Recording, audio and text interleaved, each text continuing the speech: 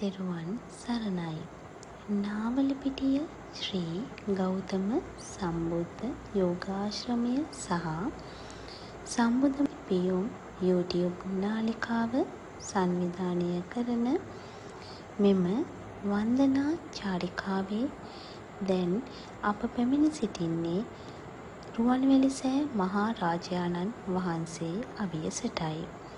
විශේෂයෙන් මේ ඓතිහාසික වටිනාකමින් යුත් ස්ථාන සොයා අප නාලිකාව මගින් වාර්ෂිකව මෙවැනි ගමන් සංවිධානය කරන අතර අප දැන් ආරාධනා කරනවා මෙම ඓතිහාසික ස්ථාන ගැන දැනුවත් කරන ලෙස සම්පත් බණ්ඩාර අප ගුරුදේවයාණන් වහන්සේට අවසරයි.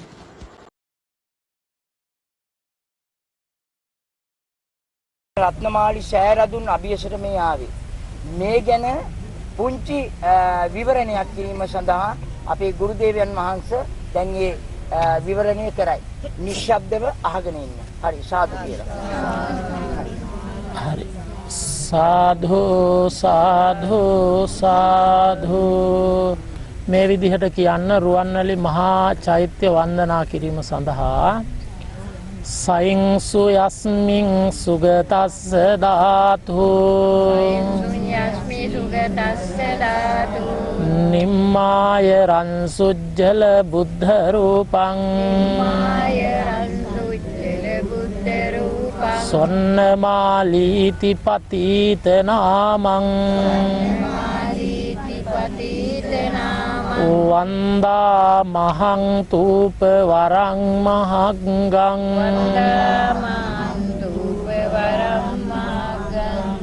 යං සෑගබක් තුල සොලොස් නැලියක්ම ධාතු වැඩ සිටින්නා වූ රුවන්මැලි මහා සෑයට මාගේ නමස්කාරය වේවා. සාධු සාධු සාධු. පින්වත් සත්පුරුෂ ශ්‍රද්ධාවන්ත කාරුණික අපේ බැතිමතුනි, විශේෂයෙන්ම හිමිදිරි පාන්දර පිටත් වෙලා නාවලපිටිය වගේ දුර බැහැර ප්‍රදේශයක ඉඳලා රජරට අනුරාධපුර නුවරට පැමිණිලා අටමස්ථාන වන්දනා චාරිකාවේ සුවිශේෂීම ස්ථානය වන අපේ බුදුරජාණන් වහන්සේගේ ද්‍රෝණයක් සර්වඥ ධාතුන් වහන්සේලා වැඩ ඉන්න ස්වර්ණමාලි මහා ස්තූප රාජාණන් වහන්සේ වන්දනාමාන සිද්ධ කරන අවස්ථාව, එහි අතීත කතා ප්‍රවෘත්තිය කෙටියෙන් නමුත් ශ්‍රවණය කරමින් චිත්ත ප්‍රීතිය, බුද්ධාලම්බන ප්‍රීතිය ඇති කර ගන්නටයි මේ පින්වත් හැමදෙනාම සූදානම් වෙන්නේ. විශේෂයෙන්ම අඩි 300ක් පමණ උසට දුටුගැමුණු මහරජුරුවන් විසින් මේ රුවන්වැලි මහා චෛත්‍යරාජාණන් වහන්සේ නිර්මාණය කරලා සම්බුද්ධ ශාසනයට පූජා කරන්නට යෙදුණා. විශේෂයෙන්ම මේ රුවන්වැලි මහා සෑයට මහා සෑය කියලා විශේෂයෙන්ම කියනවා. මහා සෑය කියලා කියන්නේ චෛත්‍ය ප්‍රමාණයෙන් විශාල හින්දා නෙවෙයි. මොකද මීට වඩා ජේතවනාරාමයත් අබේගිරි චෛත්‍යයත් උසින් නම් මීට වඩා වැඩි. හැබැයි අපේ බුදුරජාණන් වහන්සේගේ බුද්ධ ශරීරයේ ද්‍රෝණයක්ම ධාතුන් වහන්සේලා මේ චෛත්‍ය රාජාණන් වහන්සේ තුල වැඩ ඉන්න නිසා තමයි මේ ස්තූපයට මහා ස්තූපය කියලා සඳහන් කරන්නේ. මේ ලෝකේ මහා ස්තූප 3ක් තියෙනවා. මහා ස්තූප මොනවාද ඒ 3? ඔව්. ඒක තියෙන්නේ මනුස්ස ලෝකේ එකයි, දිව්‍ය ලෝකේ එකයි, බ්‍රහ්ම ලෝකේ එකයි. පැහැදිලිද? මනුස්ස ලෝකේ තියෙන මහා ස්තූපේ තමයි රුවන්වැලි මහා සෑය. භාග්‍යවත් බුදුරජාණන් වහන්සේගේ ද්‍රෝණයක් සර්වඥ ධාතුන් වහන්සේලා වැඩ ඉන්නවා.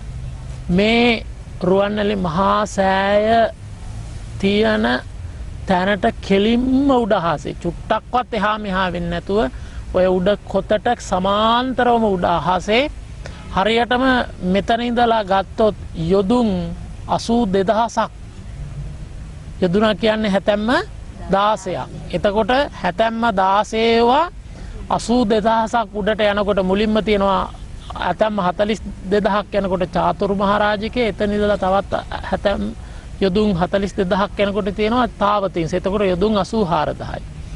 තාවතිංසය කියන්නේ තවතිසා දිව්‍ය ලෝකේ සක්‍ර භවන. ඒ සක්‍ර භවන තුල තමයි අපේ බුදුරජාණන් වහන්සේ එදා ගංගානං නදී තීරයේදී, අනෝමා නදී තීරයේදී පැවිදි වීමට කේසච්ඡේදනයේ හිස රන් කඩුව අතට අරගෙන කෙස් රොද අතට අරගෙන කපලා එහෙම්ම අහසට විසිකලා ඒ උඩට දාපු කේස ධාතුන් වහන්සේලා පොළවට වැටුන්නේ බුදුහාමුදුරුවෝ අධිෂ්ඨානයක් කරා. එතකොට බෝධිසත්වයෝ මම මේ භවයේ ලෞතුරා බුද්ධ රාජ්‍යයට පත් වෙනවා නම් මේ එකම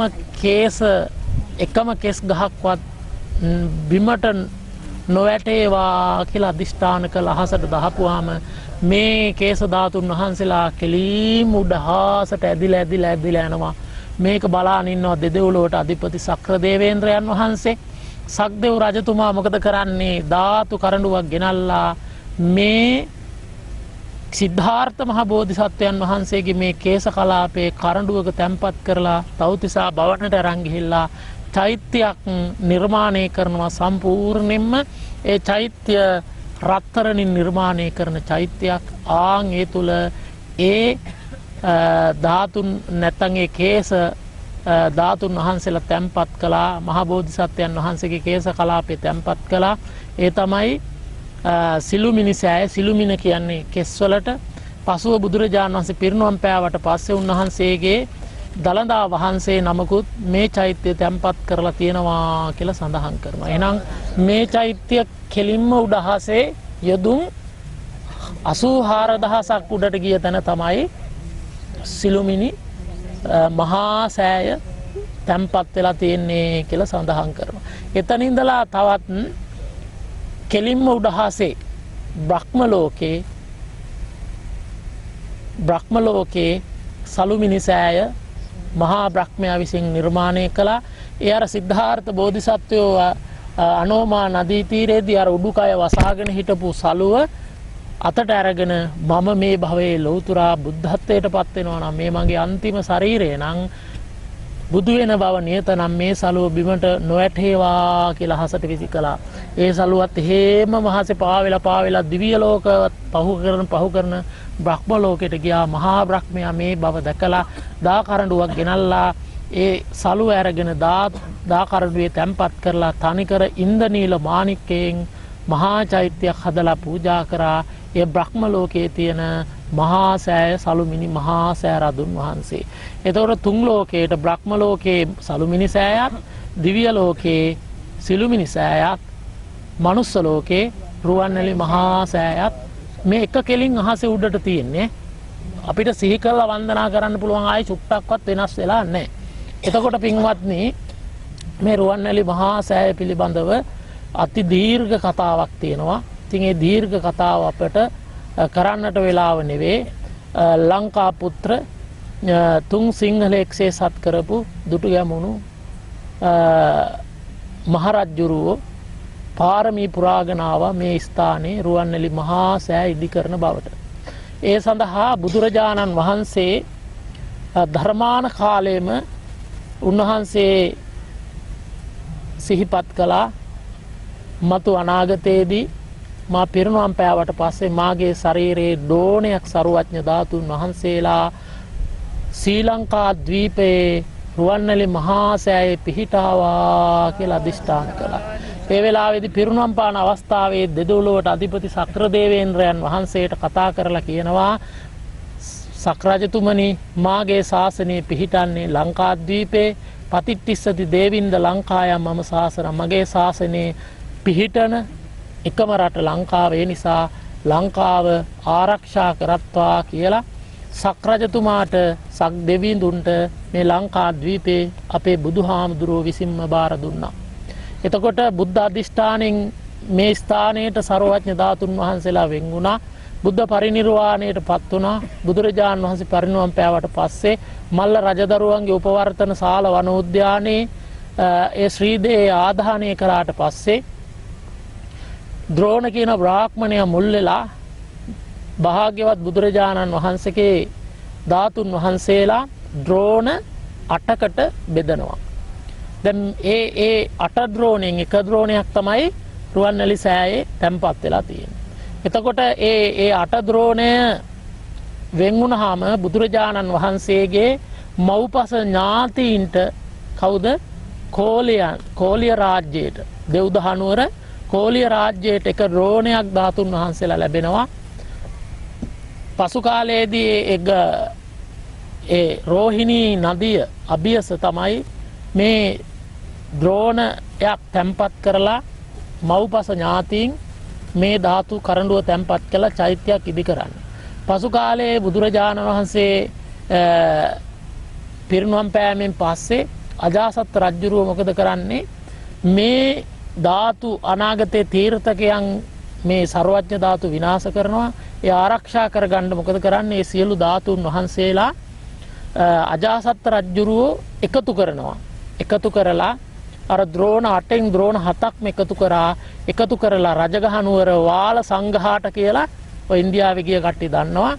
වාල සංඝාට ස්තූපය කියලා පොළව ඇතුලේ චෛත්‍යයක් හදලා සක්‍රදේවේන්ද්‍රයා විසින් විස්මකර්ම දිව්‍ය පුත්‍රයාට කතා කරලා අර ධාතුන් වහන්සේලාට ආරක්ෂා සංවිධානයට විශාල යන්ත්‍රයක් මවනවා කාටවත් ලං වෙන්න බැරි වෙන්න.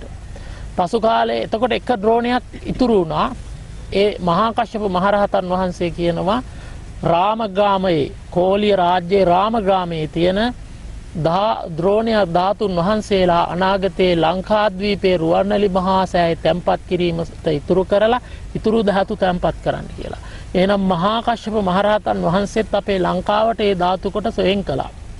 ඊට පස්සේ ධර්මාශෝක රජුරුව පහළ වෙලා බුද්ධ පරිනිර්වාණයෙන් අවුරුදු 231ක් ගියාට පස්සේ ධර්මාශෝක රජුරුව පහළ වෙලා අර වාල සංඝාටේ විවෘත කරලා සර්වඥ ධාතුන් වහන්සේලා ද්‍රෝණ 7ම එළියට අරගෙන තමයි විහෙර විහාර 84000ක් හදලා ඒ ධාතුන් වහන්සේලා ඒ විහෙර විහාර 84000 තැන්පත් කළේ කියලා සඳහන් කරනවා.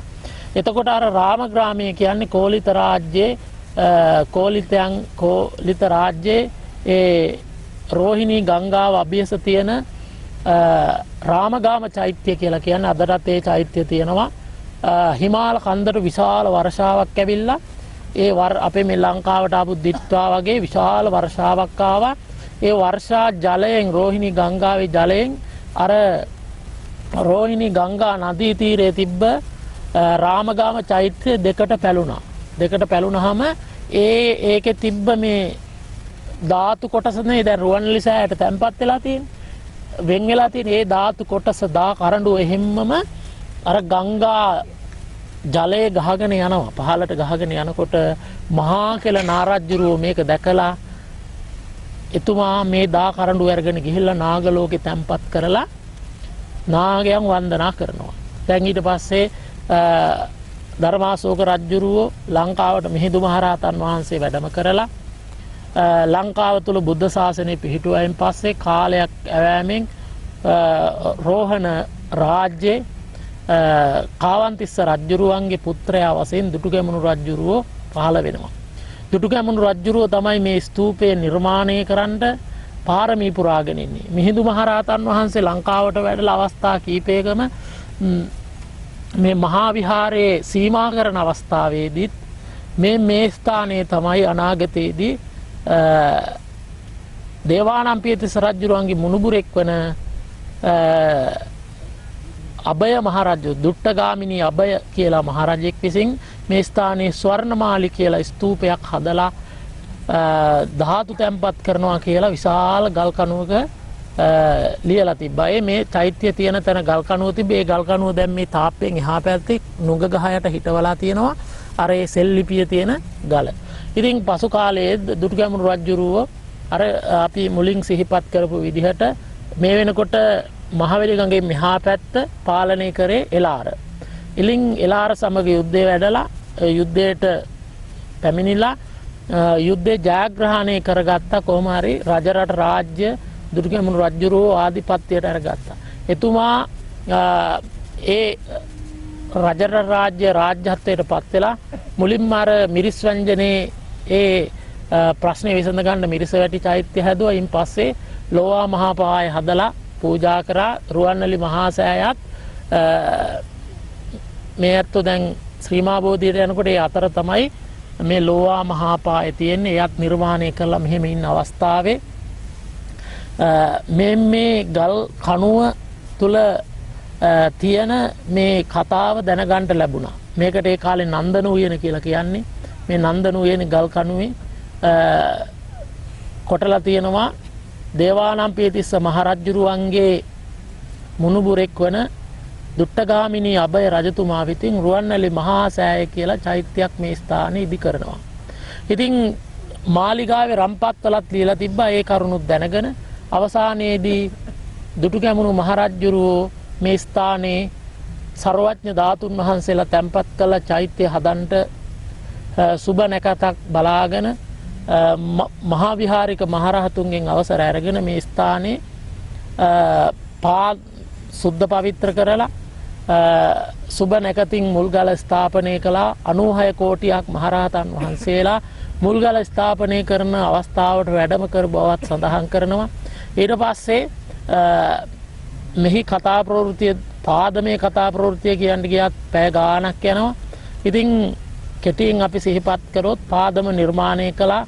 අවසානයේදී මේ පේසාවලලු 3 නිර්මාණය කරපුවාම 9 වතාවක් පේසාවලලු 3 රහතන් වහන්සේලාගේ දෙවියන්ගේ බුදුරජාණන් වහන්සේගේ අධිෂ්ඨානය මත මහ පොළොවට ගිලා බැස්සා කියලා සඳහන් කරනවා. ඒකට හේතුව 5000ක් කල් මේ සෑය ඉරිතලන් නැතුව පවති තිසරණේන සත්‍යින් උපෝසත අට්ඨංග සීලං ධම්මං සාදුකං සුරක්ෂිතං කତ୍වා අප්‍රමාදේන සම්පාදේත. සාදු කියන්නේ අපි එකටම උතුම්ම පුනරුවන් වන්දනා කරමු. නමෝ තස්ස භගවතු අරහතු සම්මා සම්බුද්දස්ස. නමෝ තස්ස භගවතු අරහතු සම්මා සම්බුද්දස්ස. නමෝ තස්ස භගවතු අරහතු සම්මා ඉතිපිසෝ